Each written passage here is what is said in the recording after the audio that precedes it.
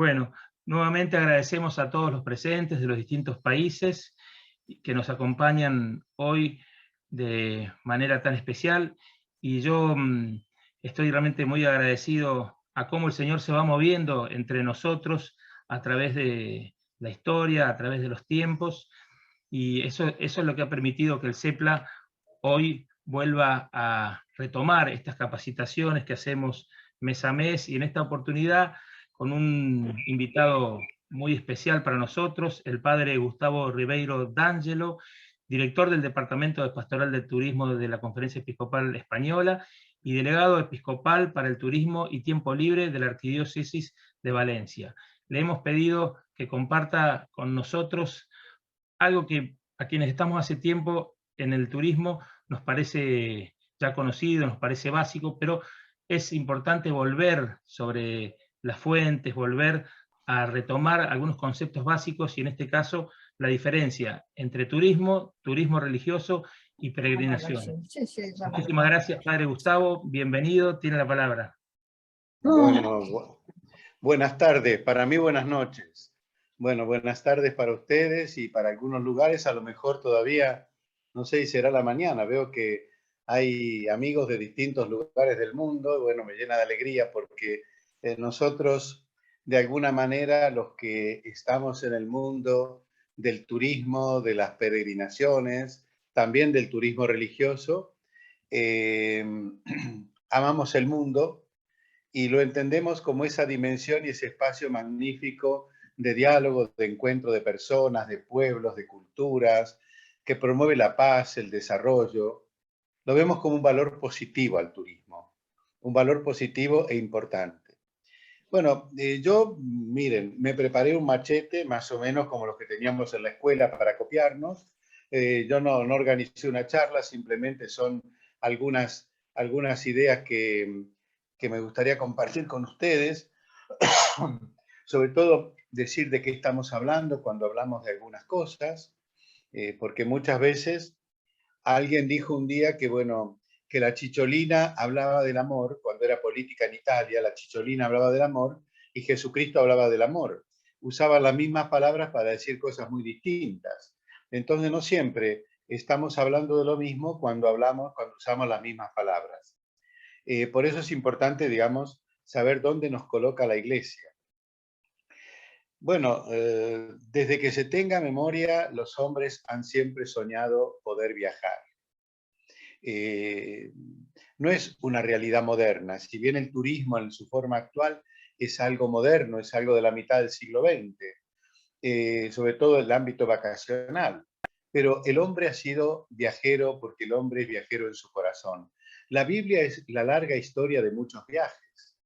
En estos días el cardenal Rabasi, que les recomiendo que lo busquen y lo lean porque es muy interesante, habla sobre el turista y el peregrino en la Biblia, en una conferencia que tuvo en la Embajada Española en Roma.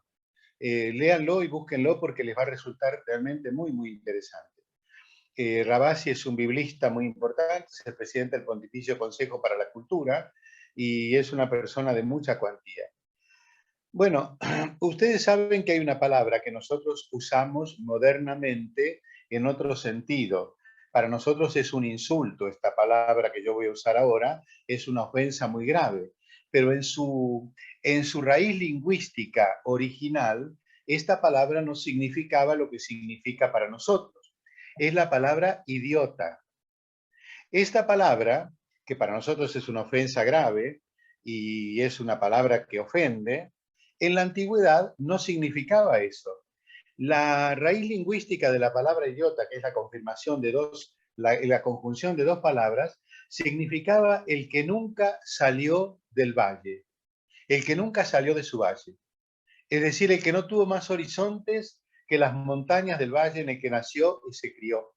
Es decir, el que no tuvo horizontes. Y lo decimos porque nosotros trabajamos en el turismo y sabemos lo importante y lo positivo que es el turismo, cómo abre la cabeza y cómo abre horizontes.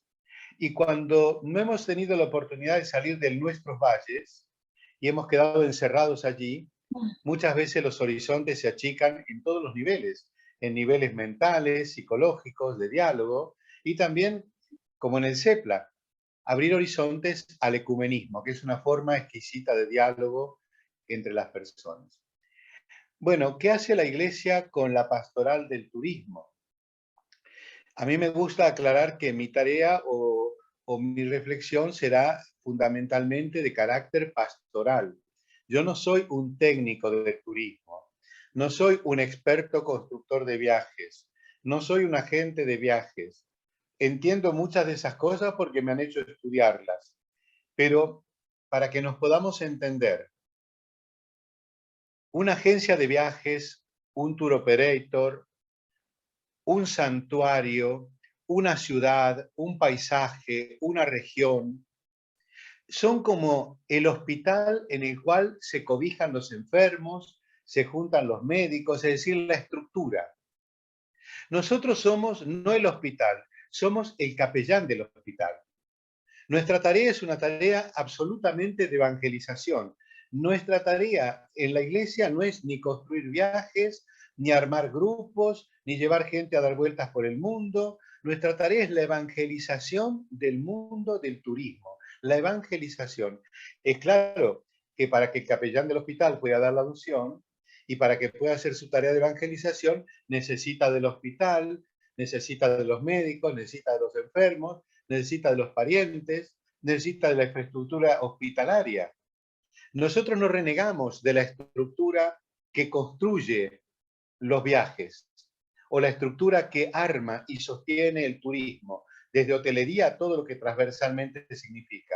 Pero acotamos la tarea de la Iglesia a una tarea eminentemente evangelizadora.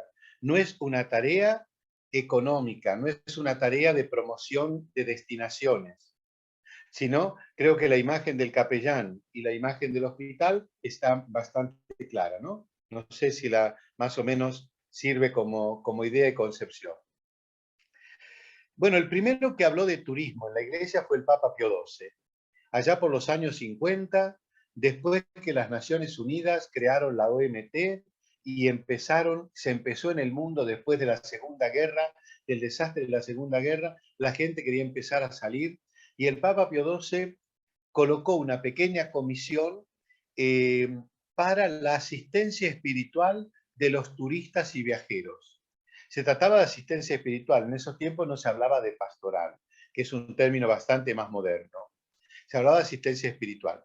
Y la colocó justamente porque se trataba de asistencia espiritual en la congregación del clero. Después el Papa Pablo VI, ya con otro espíritu y otro aire, después del Concilio Vaticano II en los años 60, crea la Comisión para la Pastoral del Turismo, que es algo de Pablo VI, que después va a madurar en el Pontificio Consejo para la Movilidad Humana, para los migrantes e itinerantes. Y ahí nos van a juntar con todos los que están fuera de casa.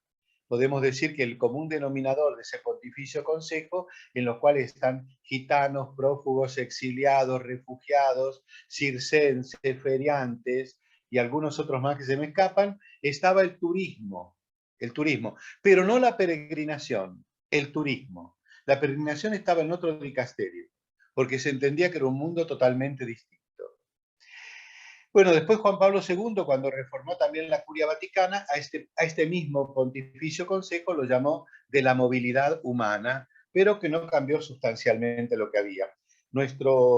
El Papa Francisco fusionó varios dicasterios en el del servicio al desarrollo humano integral y donde se encuentra el turismo y otras movilidades humanas. Pero no se encuentra la peregrinación allí tampoco. Son movilidades humanas. La peregrinación es otro ámbito, es harina de otro costal, como podríamos decirlo más claramente. Bueno, nosotros entendemos por turismo aquello que es la definición propia del turismo, ¿no? La persona que está fuera de su casa por más de una noche con la intención de descansar. Uno puede estar fuera de su casa, pero si no está más de una noche, es decir, por lo menos dos, y fuera de su hábitat con la intención de descansar. Por eso es lo que entendemos y entiende la OMT como turismo.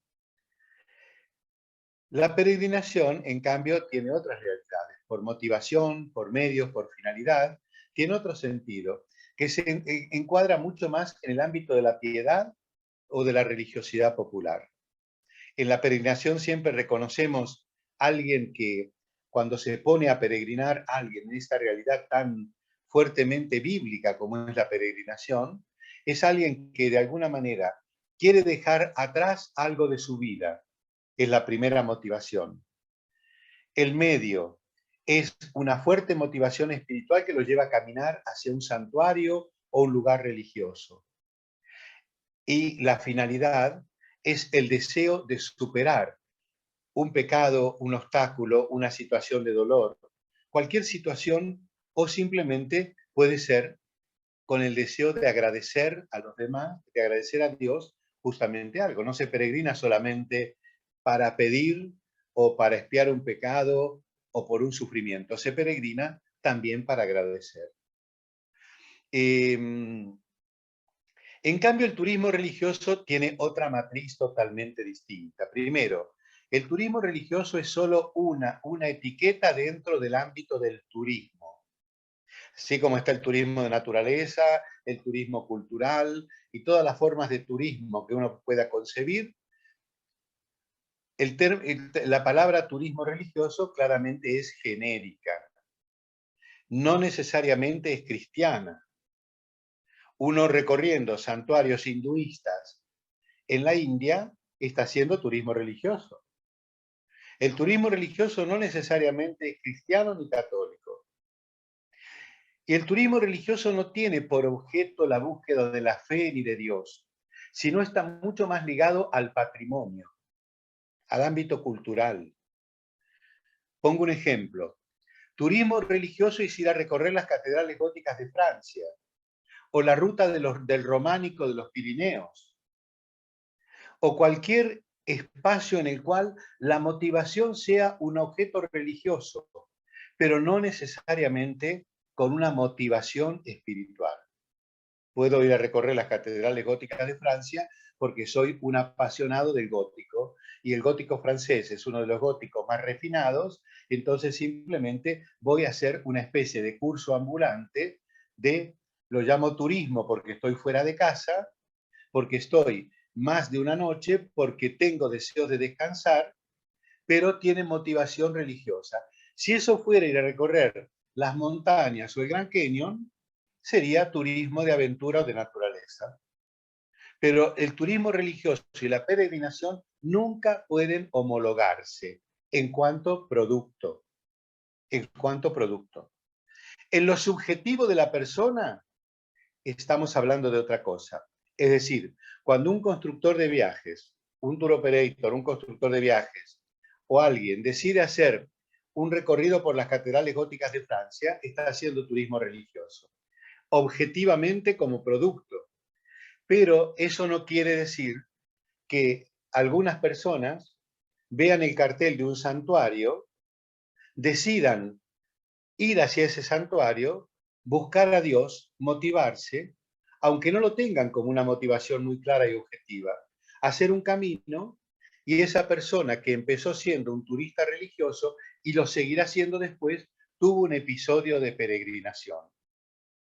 Pero es claro que eso es subjetivo, es la persona, no es la objetividad del producto. Cuando construimos productos tenemos que ser muy claros y muy honestos. Llama mucho la atención, o sea, nos gusta mucho, a mí me entusiasma mucho la idea de ver que hay muchas personas que en estos últimos tiempos se sienten motivadas a promover el turismo religioso. De hecho, están saliendo como hongos, después de la lluvia, congresos de turismo religioso, que a veces los motivan o los promueven gobiernos o estructuras o grupos de personas que poco tienen que ver con la fe.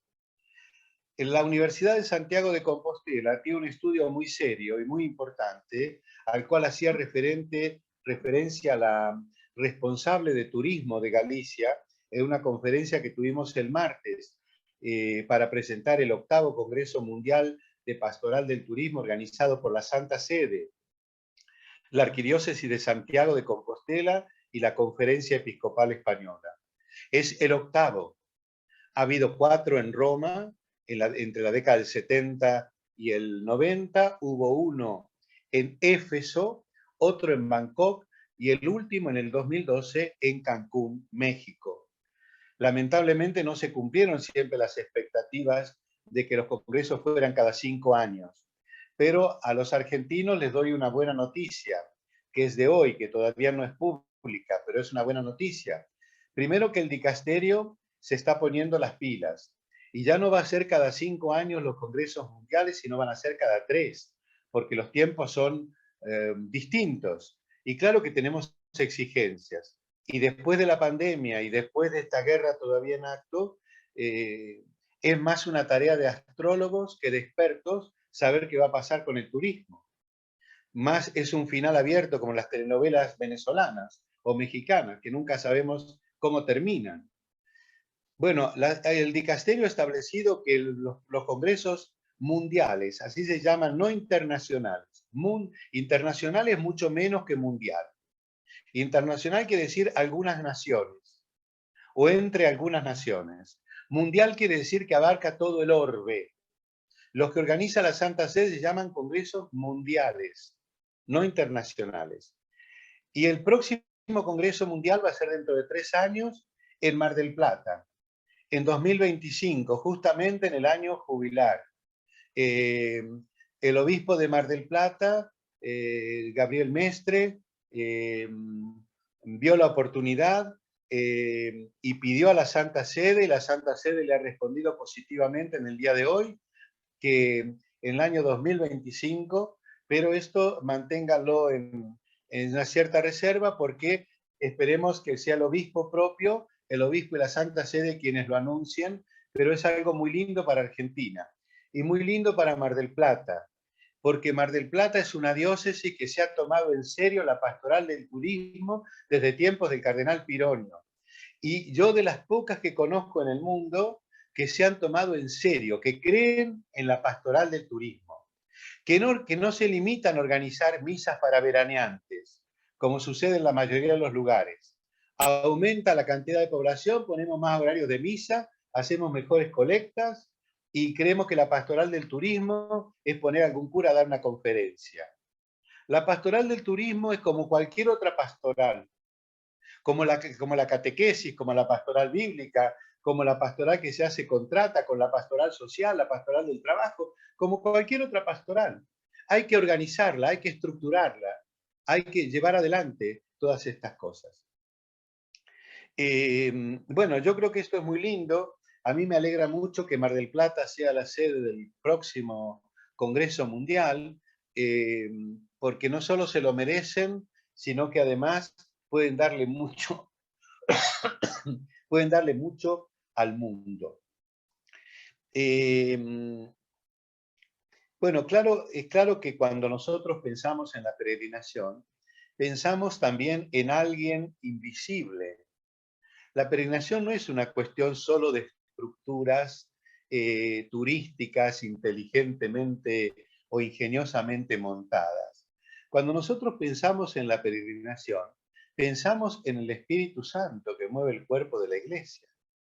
Y si nosotros decimos que cuando una catequista va a enseñarle catecismo a su grupo de niños, el Espíritu Santo la ayuda y la sostiene y la ilumina, cuando alguien se pone en camino a buscar a Dios en un santuario, en una casa privilegiada de gracia y oración, fíjense que hasta tal punto es esto, que el bendicional, el ritual de las bendiciones, tiene una bendición preciosa, especial para la partida de los peregrinos, y otra bendición particular para la acogida del peregrino que cumplió su peregrinación, porque es como una especie de ejercicios espirituales modernos, como de momento en el cual buscamos a Dios de muchas maneras distintas. Y la peregrinación, a lo mejor al hombre de nuestro tiempo, que es reacio a ir a ejercicios y retiros espirituales, la peregrinación puede ser ese poner el primer pie en una nueva tierra santa a través de la peregrinación. Bueno, yo les daría algunas cifras y después, seguramente yo no he querido ser ni exhaustivo ni tampoco alargarme demasiado. Sé que la ventana de atención para todos es siempre más limitada, ¿no? Y nunca una reflexión de durar más de 15, 20 minutos. No sé cuántos llevo, pero debo estar por allí. Bueno, yo les puedo hablar un poquitito de España, que es lo que más conozco. España es la sede de la Organización Mundial del Turismo, o sea, la agencia de las Naciones Unidas que en Madrid tiene esta sede, que es la que gestiona, promueve y la que nos da el mensaje cada año para la Jornada Mundial del Turismo, el 27 de septiembre. Fecha en que se recuerda la aprobación de los estatutos de esta Organización Mundial del Turismo. Es la que también nos ha dado el código ético para el turismo, que es muy importante. Esto es muy lindo porque España es la mayor destinación vacacional y de ocio del mundo, con 84 millones de personas que cada año eligen España. Eligen el sol, el buen talante de la gente, su cultura, su historia, su fe, sus santuarios, sus paisajes, sus playas espectaculares, su comida, también su religiosidad. Son muchas, por ejemplo, Andalucía, que tiene 8 millones y medio, es la región más poblada de España, la comunidad autónoma más poblada de España, tiene 8 millones y medio de habitantes, cada año la visitan 32 millones de personas, lo cual quiere decir que son muchas cantidad de personas que van a Andalucía, de cual el 20% son extranjeros. Bueno, en España llegan estos 84 millones y medio cada año, que dejan el equivalente al presupuesto de salud y educación juntos de toda España. Los 2 años que no hubo turismo, seguramente todos los españoles fueron mucho más pobres y se perdieron y se quemaron dolorosamente 600.000 puestos de trabajo. Yo conozco empresarios que han perdido sus vidas, sus casas, sus empresas, sus sueños con el drama del COVID y con la guerra en acto, que es siempre algo abierto. A mí me apasiona el turismo, ¿saben por qué? Bueno, primero porque me gusta mucho viajar y me gusta mucho conocer el mundo y conocer la gente y comer sus comidas. Y si pudiera hablar sus lenguas me encantaría mucho más. Y ver sus pueblos y conocer su cultura, qué son sus raíces, qué es lo que cuentan a ellos mismos. Pero me entusiasma mucho trabajar en el turismo porque es un espacio de gran movilidad social. Muchas personas que no tienen ninguna capacitación académica consiguen fácilmente trabajos, si bien humildes, a veces estacionales, en el mundo del turismo. Muchísimos jóvenes consiguen, trabajando en el verano, el dinero para seguir estudiando a lo largo del año. Y justamente yo creo que cuando hay más turismo, hay más diálogo, hay más amistad social, hay menos tensiones sociales, hay menos personas necesitadas, justamente porque el turismo promueve una cantidad de cosas de manera clara y concreta. Bueno, si me quieren preguntar algo y yo estoy en grado de poder responder, si no lo sé, bueno, preguntaré y se los respondo otro día, pero si lo que pueda responder, encantado. Gracias, padre Gustavo. En principio, desde ya le pido y me atrevo a solicitarle que en algún momento a futuro nos regale otra charla contándonos un poco más de su tarea pastoral, bueno, tantos bagajes que podrá compartirnos, su propia vida, esto del Congreso. Bueno, ya vamos a quedar, lo comprometo, para que nos pueda regalar un poco más de su experiencia. Para ordenarnos, aquellos que tengan alguna pregunta para el padre Gustavo, y como él decía, si están en sus posibilidades de responder, abrimos tenemos una manito en las reacciones del Zoom, y entonces Marcela en orden les va dando entrada y cada uno abre su micrófono para poder preguntarle al padre Gustavo. Muchas gracias.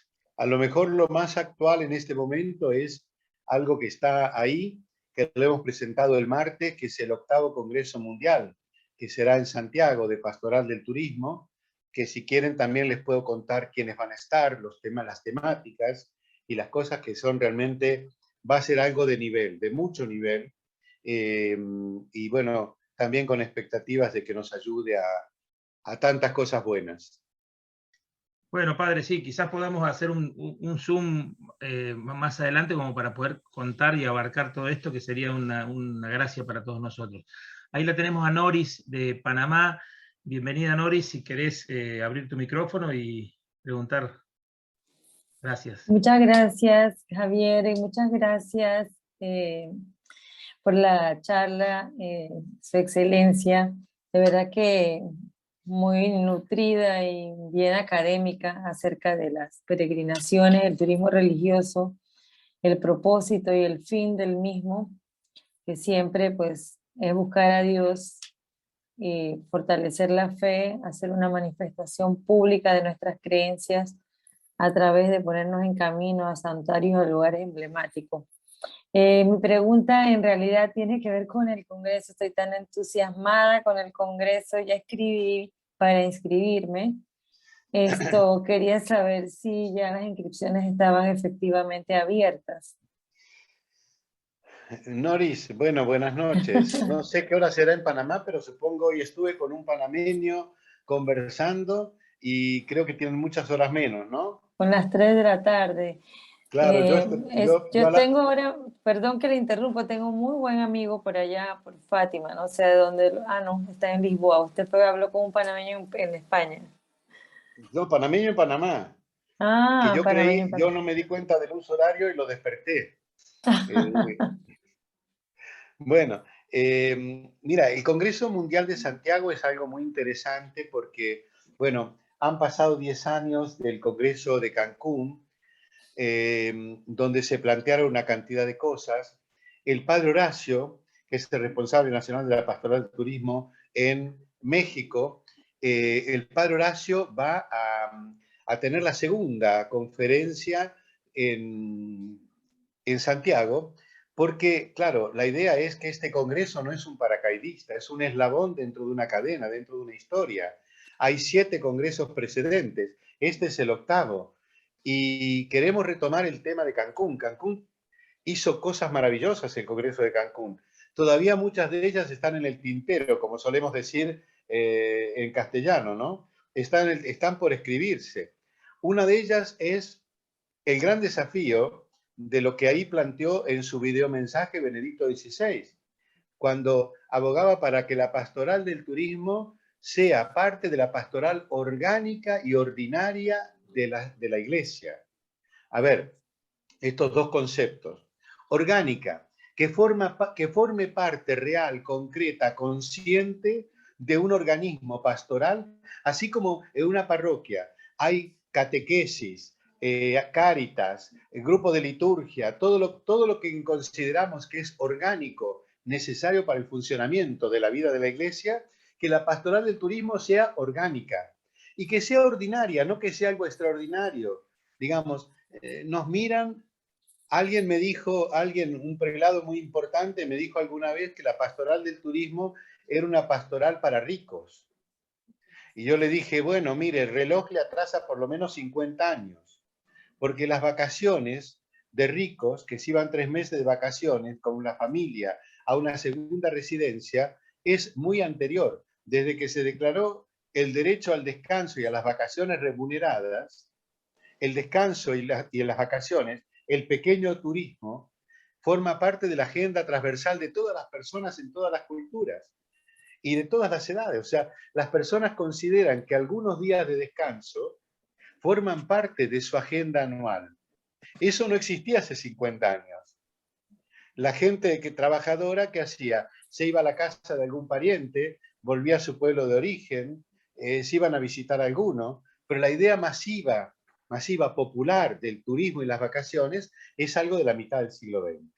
Por eso yo le decía al señor prelado mire, su reloj le atrasa por lo menos 50 años. Dejó de ser pastoral de ricos hace 50 años, cuando todas las personas sienten que se merecen algunos días de descanso, ¿eh? Más allá de que a veces se puedan realizar o no, que ese es otro tema.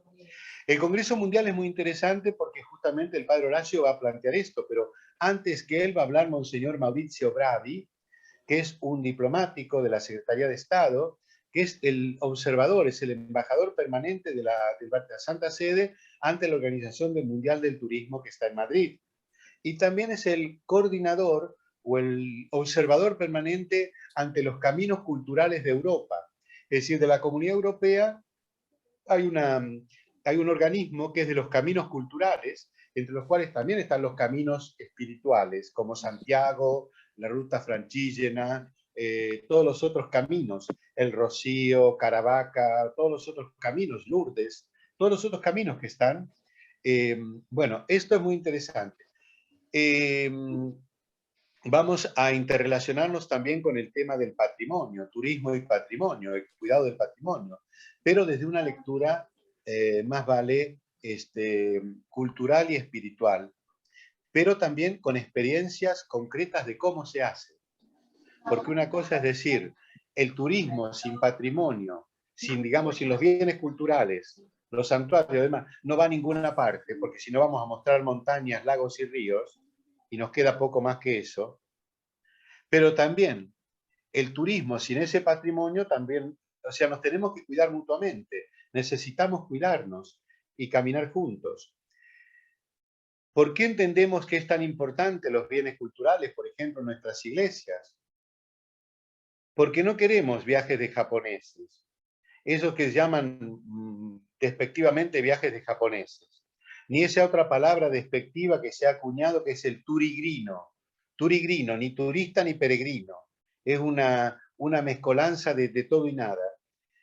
Porque nosotros creemos que en una época de fuerte analfabetismo religioso, miren, esto ya lo hablaba el Papa Pablo VI hace 40 años, y se ha seguido hablando de este tema.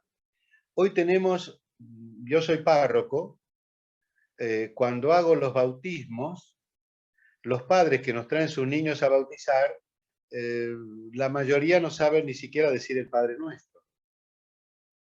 Vivimos en épocas de gran analfabetismo religioso y entendemos que una iglesia que tiene su belleza, sus simbologías, sus signos, su ambiente espiritual, tiene que ser explicada competentemente, tiene que ser bien explicada. No les podemos llevar a una iglesia a mostrarle piedras o madera y decirle, o bronces, y decirle, esto es del siglo tanto y lo hizo tal y el autor es el otro. Si yo voy a alguien y le muestro la Piedad de Miguel Ángel, y le explico que es mármol escultorio de Carrara y que esto y que el otro y que es del siglo tanto y que tenía 24 años, no le expliqué nada, le expliqué el soporte material de un misterio. Ahora, si yo le explico la piedad, la simbología, todo lo que tiene contenido, lo que está puesto allí, se lo explico bien a alguien, lo hago entrar en el mundo espiritual de eso. No queremos viajes de japoneses, una plaza, una iglesia, una foto y al micro de vuelta. Y después no saben si la Torre Eiffel estaba en Madrid y la Plaza de Toros estaba en Alemania. Visite 10 países en 8 días. Entonces, lo que queremos justamente por respeto al lugar. Miren, yo no sé cómo estará en los países de ustedes, pero aquí estos cruceros que llegan con 3.000, 5.000 personas y atracan e invaden un lugar, han generado en muchas ciudades lo que se llama la turismofobia. Justamente porque es la negación del turismo, es la masificación. Y esto se combate cuando somos capaces no de ser meros, digamos, de sentirnos como Ucrania ante Putin. O sea, una ciudad, un santuario, un lugar, un paisaje, que siente que desde un escritorio lejano deciden quién los va a invadir y si les van a tirar 5.000 personas durante 5 horas, que llegan, les invaden el pueblo con algún guía que se lo explica como puede, y la comunidad local, el propio santuario, las autoridades públicas, la iglesia, la comunidad creyente, se ve cortada afuera, simplemente prestadores de servicios, vendedores de recuerdos o vendedores de comida. De todos estos que llegan, generalmente generan la turismofobia, cuando no son proyectos construidos desde la comunidad local, cuando a la gente se la corta afuera y simplemente están paralizados presenciando un fenómeno en el cual lo único que pueden hacer es sacar un cierto beneficio y poco más. Vamos a afrontar también el tema del antiturismo, la negación del turismo, que es la trata, el turismo sexual, las nuevas esclavitudes. Vamos a afrontar con valentía estos temas, porque también en el mundo hermoso del turismo está el rostro negro, el rostro oscuro, que seguramente tenemos que decir una palabra. En eso vamos a tener a nuestra Marcela con Marifran, que es la responsable de trata de la conferencia española, y las vamos a tener juntas, de un lado del charco y del otro, del modo que las dos juntas puedan explicar y puedan ayudarnos a comprender esta lacra que insulta al turismo, porque eso es la negación misma del espíritu sano y positivo del mundo del turismo. Va a estar el patriarca de Jerusalén, que tiene tanta relación Santiago con Jerusalén y Roma. Hemos invitado al cardenal Sandri, que es el prefecto de las iglesias orientales, porque las pequeñas iglesias orientales casi siempre nos olvidamos de ellas. Son minorías que entre la mayoría ortodoxa y los musulmanes están ahí como pequeñas minorías tratando de sobrevivir, conservar su cultura, su historia. Son iglesias a veces más antiguas que la propia iglesia de Roma y merecen respeto, cuidado y que los acompañemos, que le demos visibilidad. Bueno, hay una cantidad de temas, hay varios periodistas especializados en turismo, turismo religioso. Alguno de ellos yo le digo, mira, en la Argentina estaba Orangel, que hacía los 12 del signo y la gente sabía el horóscopo. Saber qué va a pasar con el turismo parece más una tarea de astrólogos que de expertos, pero trataremos de ver, para octubre esperemos que esté un poquito más claro el ambiente, también afrontar, digamos, qué turismo podemos esperar. Sobre todo porque la Organización Mundial del Turismo, el mensaje que todavía no ha dado a conocer, pero sí ha dado a conocer el título del mensaje, es repensar el turismo. Y seguramente en esto tenemos que estar todos. No basta una cabeza para repensar cómo partimos con ojos de esperanza, sino que es una tarea que tenemos que hacer también entre todos, con buena voluntad. Gracias, padre. Hay otra persona que levanta la mano, Marcela Ruibal. Le damos la palabra, te pedimos que habilites tu micrófono. Hola, Marcela. Hola, padre Gustavo, mucho gusto. ¿De dónde son? Bueno, somos de Viedma, provincia de Río Negro, en la Patagonia Argentina. La casi capital de la Argentina. Correcto, bueno. Somos la capital histórica de la Patagonia Argentina de todas formas, desde nuestro origen, digamos. Bueno, y fuimos yo he fundados por pertenecido españoles. a la diócesis de Chascomús, que era Alfonsín, y que quería ser la capital en Viedma. Hermanados. Bueno, Muy bien, le muy cuento, yo presido la Asociación Española de Socorros Mutuos de Viedma y estoy con mi hijo que es licenciado en turismo. Nosotros nos hemos embarcado con muchísimo entusiasmo en el tema Camino Blanco, ¿Camino? que es la ruta Camino Blanco, que es la ruta más larga del mundo a Santiago de Compostela, que ya fue inaugurada y hecha en 2 ocasiones por el barco Biosperi desde la Armada Española, desde la isla de Decepción en la Antártida, y que este año la había comenzado un peregrino con la idea de hacerla en bicicleta por la parte continental. Como no pudo usted conocer a nuestra Patagonia, que es tan dura, tan áspera, pobre, fracasó en su intento, pero él nos propone armar un circuito en nuestras ciudades que sea parte, que sea una etapa del Camino de Santiago. Así que en este proyecto, con mucho entusiasmo, movidos además, porque nos acabamos de enterar en este último mes y medio, que el Papa ha firmado finalmente el documento que avala la santificación de don Artemide Satti, que desarrolló su vida aquí en la ciudad de Viedma. Nuestro enfermero santo, nuestro hospital regional, lleva su nombre. Así que bueno, con mucho entusiasmo, muy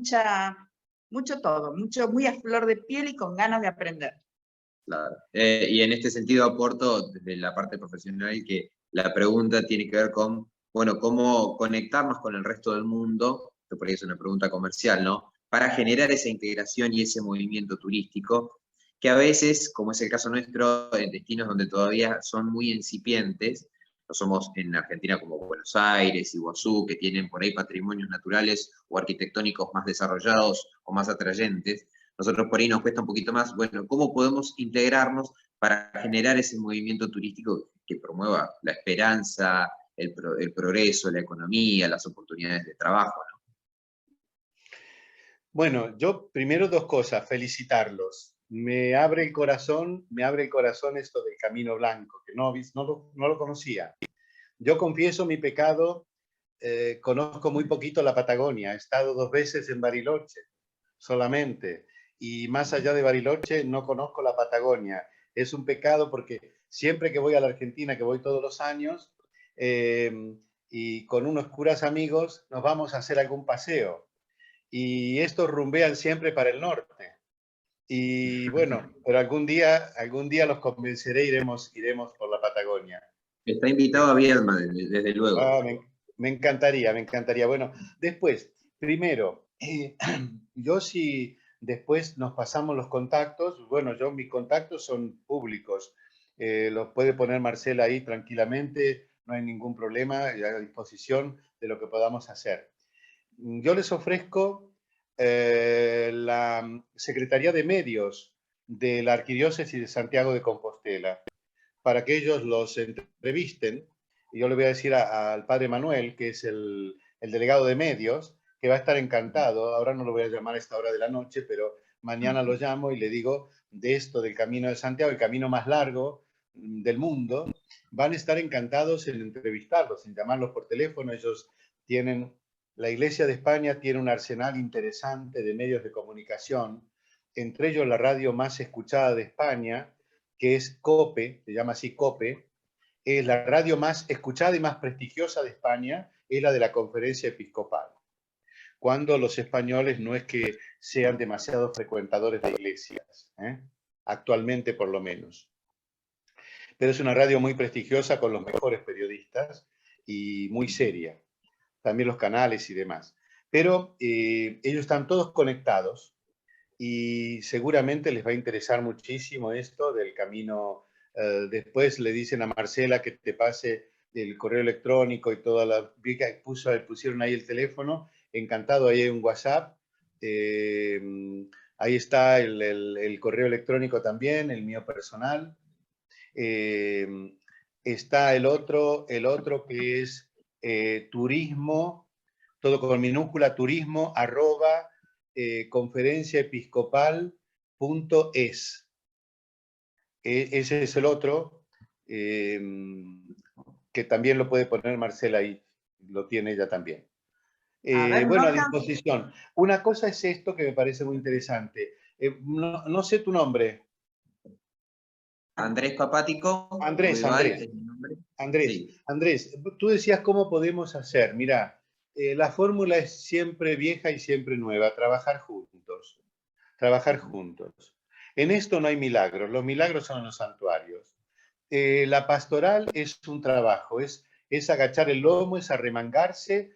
El turismo supone tanto esfuerzo, da tantas alegrías, pero hay que hacerlo juntos.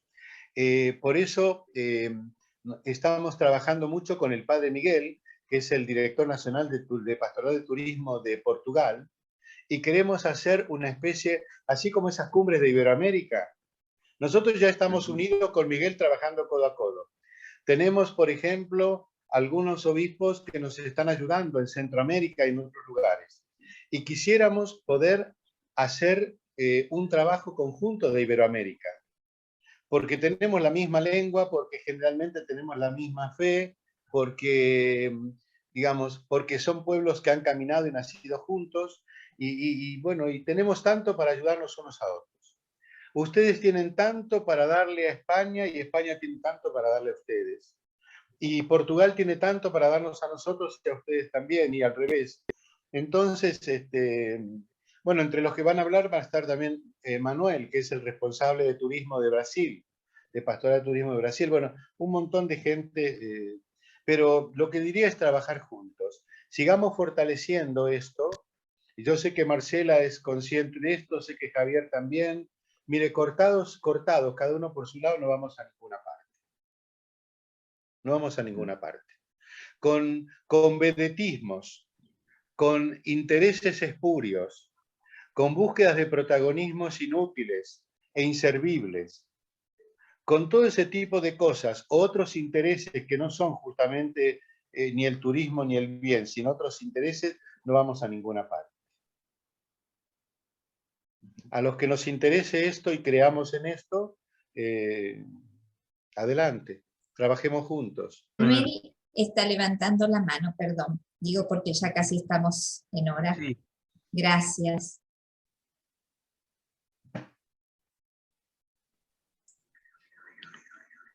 Sí, Manuel. A lo Hola, mejor ¿me escuchan? Sí, Hola, ¿me escuchan? Bueno, bueno, y ahora ya me ven. Hola, ¿cómo están? Hola, Yo soy Manuel. Manuel Sarama, desde una ciudad que se llama San Juan de Pasto, en el sur de Colombia. Claro que sí. Pues es una ciudad mediana, de 500.000 habitantes aproximadamente, y tiene un nombre pues muy bonito, y es la Ciudad Teológica de Colombia. Actualmente yo soy pasante, es decir, soy estudiante y estoy haciendo mi pasantía, mi práctica en la pastoral social de la ciudad. Entonces, bueno, aquí hay muchos proyectos, muchas ideas, estamos arrancando. Se pueden hacer muchas cosas, pero a la vez como que hay demasiada información a veces. Pero bueno, de todas maneras quería comentarles eso, que esta ciudad al tener un montón de iglesias pues muy bellas, tenemos un santo aquí, un santo español, San Ezequiel Moreno Díaz, y tenemos una beata, tenemos dos congregaciones de monjas de clausura, dos sedes mundiales, no sé, creo que se llaman provincias, Padre Gustavo, de también las hermanas belemitas, las hermanas franciscanas, bueno, en fin, hay mucho potencial, pero la verdad pues se ha hecho poco, entonces estamos todavía aprendiendo a caminar en este camino de la fe y turístico. Entonces, bueno, ese saludo a todos, gracias y bueno, quedo pendiente. Manuel, yo conozco bastante a Álvaro Solarte. Siempre estamos en contacto con Álvaro. Y Eso, bueno, él es mi jefe.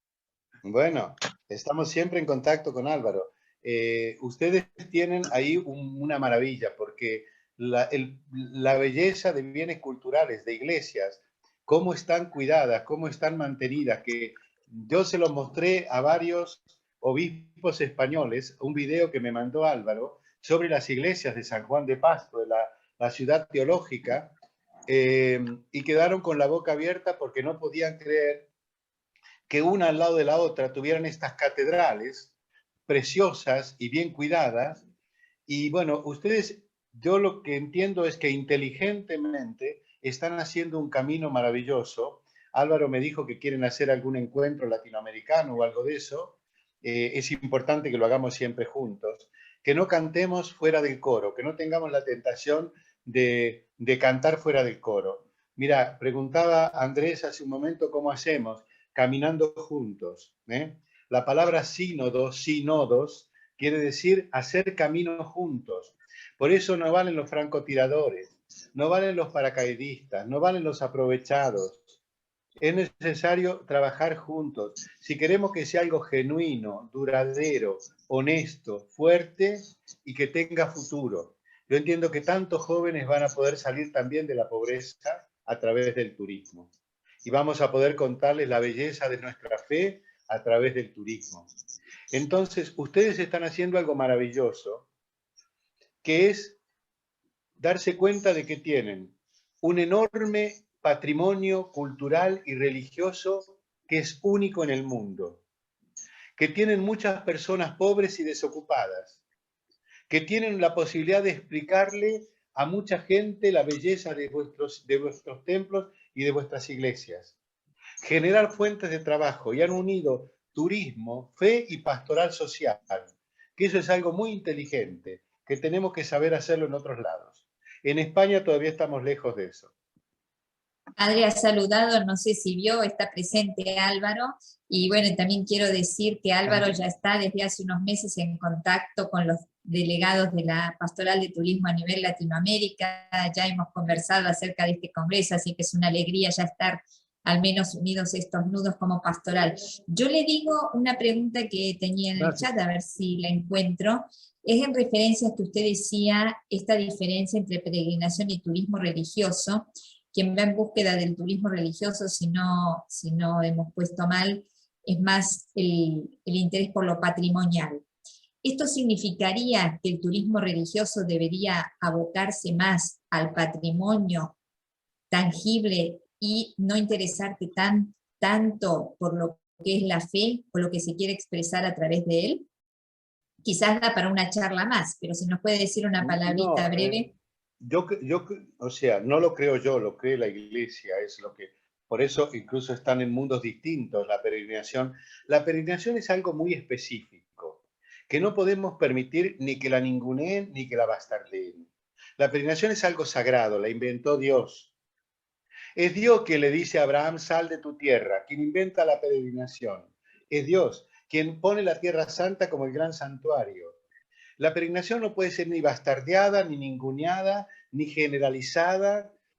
El turismo religioso es otra realidad importantísima, que en este momento tiene un gran despertar, pero que no puede ser homologada sin más con la peregrinación, ni la peregrinación un subproducto dentro de un término genérico que es turismo religioso.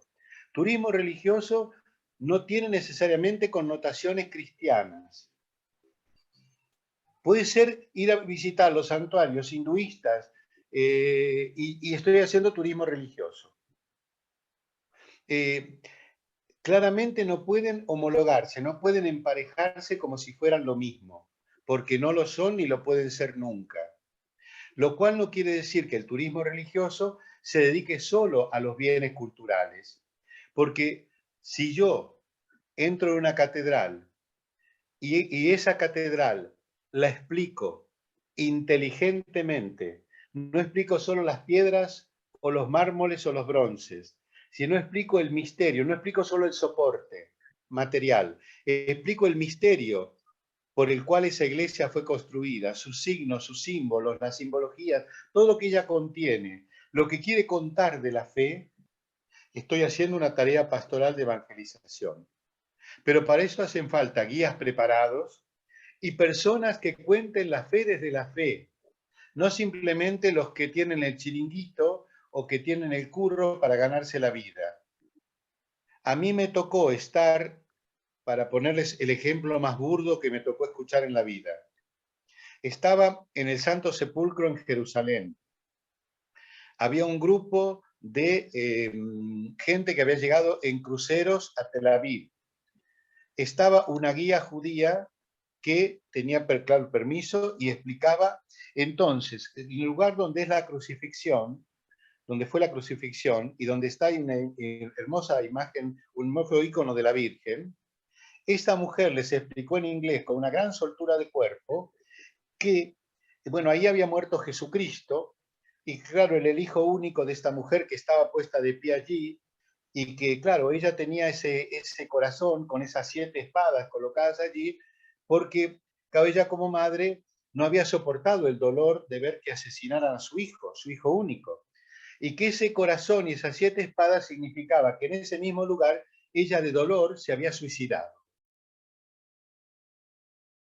Entonces, esto es lo que decimos, o encontrarte uno que les dice delante de la edícola de la resurrección, bueno, en esa casita que está ahí, los cristianos creen que resucitó Jesucristo. Entonces, eso es la negación del turismo religioso. Porque el turismo religioso, que no es peregrinación, sigo diciendo que no es peregrinación, tiene su valor y su entidad, y tenemos que recuperarlo, y necesitamos evangelizarlo con gente preparada. Primero por respeto al turista, que necesita calidad. No es solo respeto al lugar.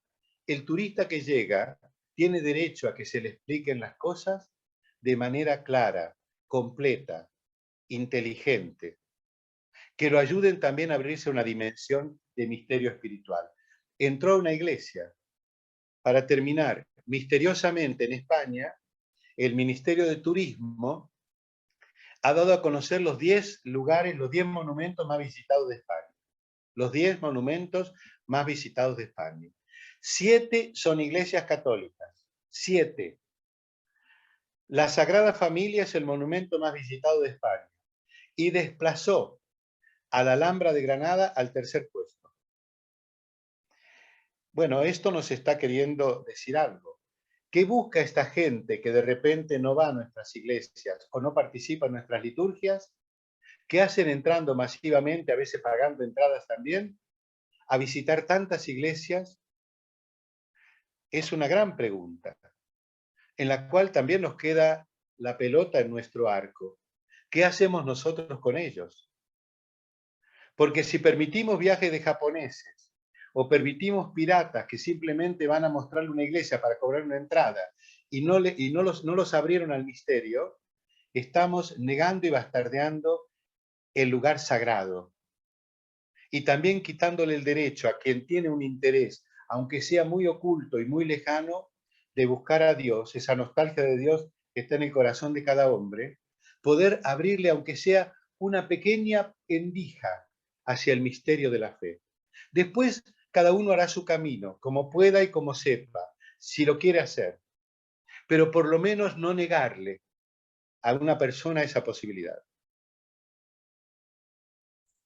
Excelente, clarísimo, padre.